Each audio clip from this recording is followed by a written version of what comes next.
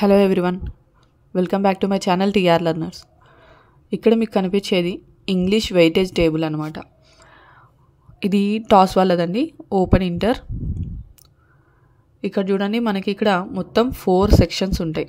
Section 1, section 2 and section 3 and 4. ఓకేనా?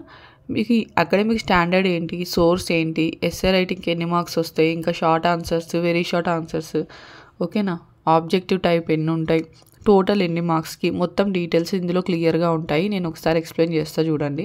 ఎందుకంటే చాలామంది ఇంగ్లీష్ క్లాసెస్ చెప్పండి, లెసన్స్ చెప్పండి అండ్ నోట్స్ ఇవ్వండి అని చెప్పేసి అడుగుతూ ఉన్నారు. ఓకే, అవి కూడా టైం ఉన్నప్పుడు అవి కూడా చెప్పడానికి ట్రై చేస్తాను. బట్ దానికన్నా ముందు మీరు ఇంగ్లీష్ ఈజీగా పాస్ అవ్వాలంటే ఏమేమి నేర్చుకుంటే సరిపోతుంది అనేది ఒకసారి నేను మళ్ళీ చెప్తాను. ఒకసారి జాగ్రత్తగా చూడండి. ఆల్రెడీ ఇంతకుముందు చెప్పాను, బట్ ఇట్లా వెయిటేజ్ టేబుల్తో అయితే ఇదే ఫస్ట్ టైం చెప్పటం, కాబట్టి జాగ్రత్తగా వినండి. ఇక్కడ చూడండి, అకాడమిక్ స్టాండర్డ్ వచ్చేసి ఫస్ట్ రీడింగ్ కాంప్రహెన్షన్ ఉంది ఫస్ట్ సెక్షన్ 1లో. తర్వాత సెకండ్ దాంట్లో క్రియేటివ్ రైటింగ్, థర్డ్ దాంట్లో vocabulary and grammar and fourth దాంట్లో కమ్యూనికేషన్ స్కిల్స్ ఉంది. ఓకేనా? అయితే ఇక్కడ మీరు చూసినట్లయితే ఫస్ట్ మనము రీడింగ్ కాంప్రహెన్షన్ వచ్చిన దగ్గర ప్యాసేజ్ ఒకటి వస్తుంది టెక్స్ట్ బుక్ నుంచి, ఇంకో ప్యాసేజ్ టెక్స్ట్ బుక్ నుంచి. ఓకేనా? అనోటేషన్స్ వస్తాయి. తర్వాత ఆన్సర్ ఇన్ 100 words. ఓకేనా? Passage independent, study skills independent. ఇక్కడ చూసినట్లయితే ప్యాసేజ్ ఇండిపెండెంట్ అంటే దానికి సంబంధించిన ఆన్సర్స్ అన్నీ కూడా మనకి ఇచ్చిన ప్యాసేజ్లోనే ఉంటాయి అన్నమాట. మనం సపరేట్గా ఆలోచించో ఇట్లా రాయాల్సిన అవసరం లేదు. ప్యాసేజ్ని 1కి 2 సార్లు చదివితే, ప్యాసేజ్ అంటే పారాగ్రాఫ్ అన్నమాట, అక్కడ ఇచ్చిన ఏదైతే ఒక పారాగ్రాఫ్ ఉంటుందో దాంట్లోనే మనకి కావాల్సిన ఆన్సర్స్ అన్నీ ఉంటాయి. ఓకేనా? అట్లాగే స్టడీ స్కిల్స్కి కూడా ఇండిపెండెంట్ అని ఉందంటే అది కూడా మనం ఓన్గా రాసేది అని అర్థం అనమాట. అంటే మనకి లెసన్స్ నుంచి ఎటువంటి రిలేటెడ్ లేకుండా ఉండేది అని అర్థం. కాబట్టి ఇక్కడ మనం 10 మార్క్స్ మనం ఈజీగా తెచ్చుకునే అవకాశం ఉంది. ఎందుకంటే దాది మనం ఇండిపెండెంట్ అంటే లెసన్స్కి, అంటే మనకి lesson 1 monkey and the crocodile ఇట్లా స్టోరీస్ ఏవైతే ఉన్నాయో వాటికి ఎటువంటి సంబంధం ఉండదన్నమాట. ఇంకా నెక్స్ట్ ఆన్సర్ ఇన్ 100 words ఉంది కదా, అవి మనకి 2 into 4 8 మార్క్స్ అయితే మనకి క్వశ్చన్ అండ్ ఆన్సర్స్ నుంచి వస్తాయి అన్నమాట. అండ్ అనోటేషన్స్ అయితే నేను ఇంతకుముందు చెప్పినట్టుగానే కంప్లీట్గా లీవ్ చేస్తే బెటర్. వాటికి మనకి 6 మార్క్సే ఉన్నాయి. లేదు మేము నేర్చుకోగలుగుతాం అనుకుంటే మాత్రమే అనోటేషన్స్కి అయితే వెళ్ళండి. And passage text book and అని చెప్పేసి మనకి 2 ఉన్నాయి. ఒకటేమో మనకి పోయట్రీ నుంచి వస్తుంది, ఒకటేమో ప్రోస్ నుంచి వస్తుంది. అంటే మనకి స్టోరీ టైప్ ఉండే లెసన్ నుంచి ఒకటి వస్తుంది, పోయమ్స్ లాగా ఉంటాయి కదా ఆ లెసన్ నుంచి ఒకటి వస్తుంది. కావాలంటే ఒకసారి మళ్ళీ మోడల్ పేపర్ ఓపెన్ చేసి చూడండి, మీకు అర్థమవుతుంది. అయితే ఈ ప్యాసేజ్లో పోయం లాగా ఉన్న దాంట్లో మనకి మల్టిపుల్ చాయిస్ క్వశ్చన్స్ లాంటివి 4 ఉంటాయి. క్వశ్చన్ అండ్ ఆన్సర్స్ లాగా ఉండేవి 2 ఉంటాయి అన్నమాట, వెరీ షార్ట్ ఆన్సర్స్ లాగా. ఓకేనా? వెరీ షార్ట్ ఆన్సర్స్ లాగా ఉండేవి 2 ఉంటాయి. ఆబ్జెక్టివ్ టైప్ అంటే ఏనా, బీనా, సీనా, డీనా అని చూస్ చేసేవి మనకి 4 ఉంటాయి. కాబట్టి ఆ 4 మనం ఏదో ఒకటి చూస్ చేయొచ్చు. గెస్ చేసి చూస్ చేసినా సరే కనీసం 1 or 2 అయినా కరెక్ట్ అయ్యే ఛాన్స్ ఉంటుంది. అండ్ ప్యాసేజ్ టెక్స్ట్ బుక్ అని ఏదైతే ఉందో అది మీరు చదివితే మీకు ఆల్మోస్ట్ అర్థమైపోతుంది. కాబట్టి దానిలో కూడా మీరు క్వశ్చన్ అండ్ ఆన్సర్స్ అయినా సరే, ఆబ్జెక్టివ్ టైప్ అయినా సరే రాయగలిగే అవకాశం అయితే ఉంటుంది. కానీ ఆబ్జెక్టివ్ టైప్ అయితే ఏవైతే ఉన్నాయో చూడండి, ఒకసారి నేను ప్రివ్యూ ఒకసారి చూపిస్తున్నా చూడండి. ఇక్కడ మనకి ఆబ్జెక్టివ్ టైప్ అని కనపడుతుందా? ఆబ్జెక్టివ్ టైప్ చూడండి ఒకసారి, మొత్తం టోటల్ 58 మార్క్స్ మనకి ఆబ్జెక్టివ్ టైప్లోనే వస్తున్నాయి. ఓకేనా? టోటల్ 58 మార్క్స్ మనకి ఆబ్జెక్టివ్ అంటే A or B or C or D choose చేయండి అని ఉంటుంది కదా, అలాంటి దాంట్లోనే మనకి 58 మార్క్స్ వస్తున్నాయి. అంటే మనం ఈజీగా దాంట్లోంచి పాస్ మార్క్స్ తెచ్చుకోలేమా?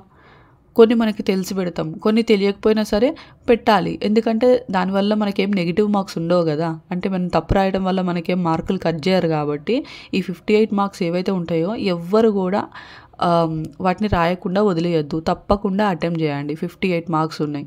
ఓకేనా? తర్వాత వెరీ షార్ట్ ఆన్సర్స్ చూడండి ఒకసారి ఎన్ని మార్క్స్ ఉన్నాయో. అండ్ 4 అండ్ 6 అంటే 14 మార్క్స్ ఉన్నాయి. ఈ 14లో 6 మార్క్స్ మనం అనోటేషన్స్ కంప్లీట్గా వదిలేద్దాం అనుకుంటున్నాం. కాబట్టి చదవాలనుకున్న వాళ్ళు చదువుకోండి, లేదంటే లీవ్ అనమాట. ఆ మిగతా 8 మార్క్స్ ఏవైతే ఉన్నాయో దాంట్లో మనం సెకండ్ 4 మార్క్స్ పోయట్రీకి సంబంధించిన క్వశ్చన్ అండ్ ఆన్సర్స్ అవి మీరు రాయకపోయినా పర్వాలేదు, అంటే మీరు రాయగలిగితే రాయండి. ఫస్ట్ 4 మార్క్స్ మాత్రం తప్పకుండా రాయాలి. ఎందుకు? మనకి ఇచ్చిన పారాగ్రాఫ్లోనే ఆన్సర్స్ ఉంటాయి. ఇక్కడి నుంచి కూడా మనం 4 మార్క్స్ ఈజీగా తెచ్చుకోవచ్చు. ఇంకా ఎస్ఏ క్వశ్చన్స్ అంటే లాంగ్ ఆన్సర్స్. ఓకేనా, ఆన్సర్స్ ఇచ్చే క్వశ్చన్స్ ఇంకేమున్నాయో చూడండి. మనకి minor discourse internal choice 2 out of 4 ఏవైనా 2 రాయాలి. ఇది ఇంతకుముందు మీరు మోడల్ పేపర్ చూసుంటేనే మీకు అర్థమవుతుంది. Major discourse internal choice 2 out of 4 మనకి 4 ఇస్తారనమాట. దాంట్లోంచి ఏవైనా 2 రాయాల్సి ఉంటుంది. ఫస్ట్ దానికేమో 6 మార్క్స్ ఉంటాయి. సెకండ్ మనకి క్రియేటివ్ రైటింగ్లో అనమాట ఇవి. తర్వాత దానికేమో 4 మార్క్స్ ఉంటుందన్నమాట. ఒక్కొక్క దానికి 8 మార్క్స్ వస్తాయి. అయితే ఇక్కడ చూసినట్లయితే మనకి అవి కూడా మనకి 16 మార్క్స్ అండ్ 12 మార్క్స్కి మనకి ఈజీగా మనం తెచ్చుకోవచ్చు. ఓకేనా, ఎట్లా చెప్తున్నాను అని చెప్పేసి మీరు అడగచ్చు. ఎందుకంటే నేను ఆల్రెడీ ఇంతకుముందు మీకు మోడల్ పేపర్ చూపించినప్పుడు చెప్పాను ఆ డిస్కోర్సెస్ ఏంటనేది. మనకి CV writing, resume writing, biodata writing ఇవే కదా.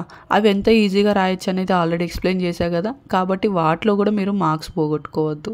ఓకేనా, మీరు క్వశ్చన్ అండ్ ఆన్సర్స్కి మీకు వచ్చే మార్క్స్ ఏంటంటే మహా అయితే ఈ 8 + 4 అంతే. ఇక్కడ చూడండి, ఆన్సర్ ఇన్ 100 words అని చెప్పేసి మీకు ఏదైతే కనపడుతుందో అవి 8 మార్క్స్ మాత్రమే మీకు పర్టికులర్గా క్వశ్చన్ అండ్ ఆన్సర్స్ నుంచి వస్తాయి. ఓకేనా, తర్వాత ప్యాసేజ్ ఇండిపెండెంట్, స్టడీ స్కిల్స్ ఇవన్నీ కూడా మీరు ఓన్గా రాయగలిగేవే ఉన్నాయి. ఈ తర్వాత వచ్చేసి మనకి వొకాబులరీ అండ్ గ్రామర్ పార్ట్ ఏదైతే ఉందో మీరు గ్రామర్ తెలిస్తేనే రాయగలుగుతారు. బట్ ఇక్కడ మనకి ఇంకొక ఆప్షన్ ఏంటంటే ఈ వొకాబులరీ అండ్ గ్రామర్కి సంబంధించిన ప్రతి క్వశ్చన్ కూడా అన్ని మల్టిపుల్ చాయిస్ క్వశ్చన్సే ఉన్నాయి. అంటే వాటి ఆన్సర్ మనకు అక్కడే ఉంటుంది, కానీ చూస్ చేసి రాయాలన్నమాట. కాబట్టి ఒకవేళ మీకు వచ్చినా రాకపోయినా కనీసం ఏదో ఒకటి టిక్ చేశారనుకోండి, ఈజీగా మీకు పాస్ మార్క్స్ అయితే ఈజీగా వచ్చేస్తాయి. చెప్పాలంటే పాస్ మార్క్స్ కాదు, అంతకన్నా ఎక్కువే వచ్చేస్తాయి. లాస్ట్ది కూడా dialogue completion and complete CV format అని ఉంది కదా, అవి కూడా సేమ్ అంతే. మనకి ఫార్మాట్ మొత్తం అక్కడే ఇస్తారు, ఏమేమి రాయాలో డీటెయిల్స్ కూడా అక్కడే ఇస్తారు. మనకి ఇచ్చిన డీటెయిల్స్లో పేరు, నేమ్ అని ఉన్న దగ్గర నేమ్ తీసుకెళ్ళి రాయాలి. అక్కడ మనకి క్వాలిఫికేషన్ ఉన్న దగ్గర క్వాలిఫికేషన్, అట్లా మనం మ్యాచ్ చేసుకుంటూ రాయటమే. ఒకసారి మళ్ళీ మోడల్ పేపర్ చూడండి, ఇది చూసిన తర్వాత మీకు అర్థమవుతుంది. బట్ ఇప్పుడు ఈ వీడియో చేయడానికి కానీ మీకు ఇవన్నీ చెప్పడానికి రీజన్ ఏంటంటే మీరు టెక్స్ట్ బుక్లో ఉన్న లెసన్స్ మీద, క్వశ్చన్ అండ్ ఆన్సర్స్ మీద ఫోకస్ తక్కువ చేయండి. మిగతా పార్ట్ ఏదైతే ఉందో grammar part, passages independent and passages text book నుంచి వచ్చేవి ఏవైతే ఉన్నాయో వాటి మీద కొంచెం దృష్టి పెట్టండి. ఎందుకంటే మీరు అన్ని లెసన్స్ నేర్చుకోవడం అనేది కష్టం. ఓకేనా, పర్టికులర్గా కొన్ని లెసన్స్లోంచి తప్పకుండా క్వశ్చన్స్ వస్తాయని ఆల్రెడీ ఇంతకుముందు చెప్పాను, ఏవే లెసన్స్ ఇంపార్టెంట్ అనేది. ఓకే, అది కొంచెం సేపు పక్కన పెడదాం. మీరు మిగతా పార్ట్ ఏదైతే ఉందో CV writing, biodata writing, discourses, email writing ఏవైతే ఉన్నాయో వీటి మీద కాన్సన్ట్రేట్ చేసి ఇవి పర్ఫెక్ట్గా నేర్చుకోండి. క్వశ్చన్ అండ్ ఆన్సర్స్ లెసన్స్ తీసి పక్కన పెట్టండి. ఓకేనా, మీకు అర్థమైంది అనుకుంటున్నాను ఇప్పటికే.